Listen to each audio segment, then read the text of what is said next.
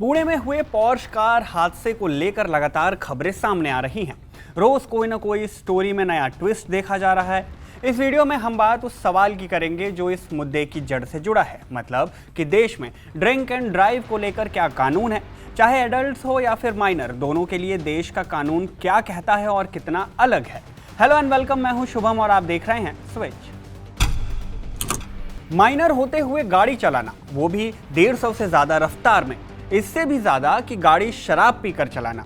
खैर, इन सब के बाद एक्सीडेंट कर 2 लोगों की जान ले लेना। बीते 19 मई को हुए पुणे के इस हादसे ने कई सवाल उठाए। देश में चर्चा हो रही है कि इस माइनर लड़के को माइनर नहीं बल्कि एक एडल्ट यानी कि वयस्क के जैसे सजा मिलनी चाहिए।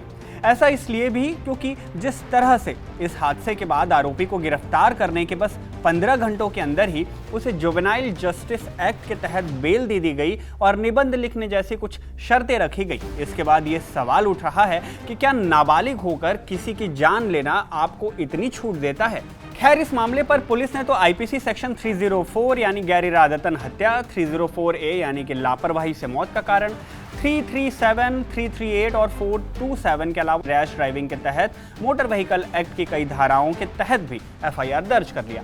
इतना ही नहीं बल्कि आरोपी के पिता के खिलाफ जुवेनाइल जस्टिस एक्ट के सेक्शन 75 और 77 के तहत भी मामला दर्ज किया। खैर, अब ये सवाल आता है कि ऐसे मामलों में, मतलब शराब पीकर गाड़ी चलाना या फिर गाड़ी से किसी की हत्या कर देने जैसे आरोपों में बालिग और नाबालिगों में कितना अंतर देखा जाता है। देखिए, भारत में एडल्ट्स और माइनर्स के लिए जो ड्रिंक एंड ड्राइव लॉ है, उसका पैमाना शराब की मात्रा से तय किया जाता है। आधिकारिक भाषा में इसे BAC यानी कि ब्लड अल्कोहल कंटेंट के नाम से जाना जाता है। नियम के मुताबिक प्राइवेट व्हीकल ओनर्स के लिए BAC लिमिट 0.03% की होती है, मतलब कि पर 100 ml ब्लड में अल्कोहल की जो मात्रा है वो 30 mg होगी। वहीं कॉमर्शियल व्हीकल ड्राइवर्स के लिए भी BAC की जो ये परमिशेबल लिमिट है उसे और भी ज़्यादा सख्ती से लागू किया जाता है। इसकी जांच उन मशीनों से होती है जिसमें ड्राइवर को फूंक मारनी होती है, और अगर ड्राइवर के टेस्ट में परमिसेबल लिमिट से ज़्यादा शराब की मात्रा पाई जाती है तो मोटर व्हीकल एक्ट के तहत कार्रवाई होती है। नियम का पहली बार उल्लंघन करने पर ड्राइवर पर 10,000 रुपए की पेनाल्टी, 6 महीने तक की जेल हो सकती है। लाइसेंस को भी ऐसी स्थिति में कुछ समय के लिए सस्पेंड किया जा सकता है। वहीं अगर कोई ड्राइवर दूसरी बार या उससे ज़्यादा बार ऐसा करता है तो उस पर 15,000 रुपए तक का फाइन, 2 साल तक के लिए जेल और लाइसेंस को परमानेंटली सस्पेंड भी किया जा सकता है। इतना ही नहीं बल्कि अगर शराब पीकर गाड़ी चलाने के मामले में किसी व्यक्ति को गंभीर चोट लगती है तो अपराधी को 2 साल तक की कैद की सजा हो सकती है। और जैसा कि इस मामले में हुआ कि अगर इससे किसी व्यक्ति की मौत हो जाती है तो अपराधी को 2 से 7 साल तक की कैद और भारी जुर्माना हो सकता है। ये सारे नियम कानून जो अभी आपको बताए, ये उन लोगों के लिए है जो वयस्क हैं, यानी कि 18 साल से ऊपर के हैं और उनके पास गाड़ी चलाने के लिए ड्राइविंग लाइसेंस भी है। खैर, शराब पीने की जो मिनिमम एज लिमिट है वो राज्यों के हिसाब से अलग अलग है, इसलिए कानून भी थोड़ा अलग हो जाता है। बिहार, गुजरात, मिजोरम, नागालैंड और लक्षद्वीप में तो शराब पूरी तरह से बैन है, मतलब यहाँ शराब पीना भी इल्लीगल है तो पीकर गाड़ी चलाना भी इल्लीगल माना गया।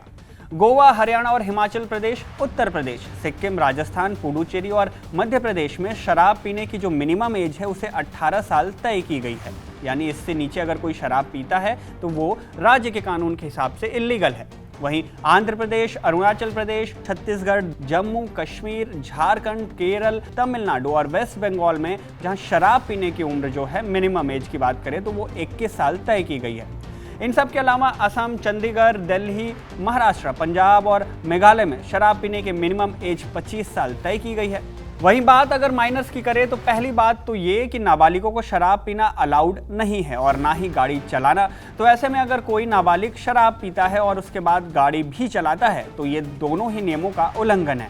और ऐसे में अगर कोई नाबालिग ड्रिंक एंड ड्राइव करता है और इसके साथ ही साथ कोई अपराध करता है तो नाबालिग के पेरेंट्स या जिस गाड़ी को नाबालिग चला रहा है उसके मालिक पर कानूनी कार्रवाई की जाएगी।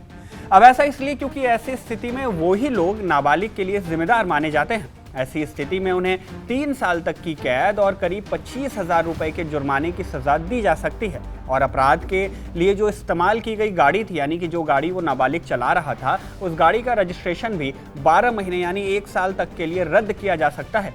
इन सब के अलावा अगर नाबालिग के पास ड्राइविंग लाइसेंस है तो उसे निलंबित कर दिया जाएगा और उसे 25 साल की उम्र तक गाड़ी चलाने की परमिशन नहीं दी जाएगी।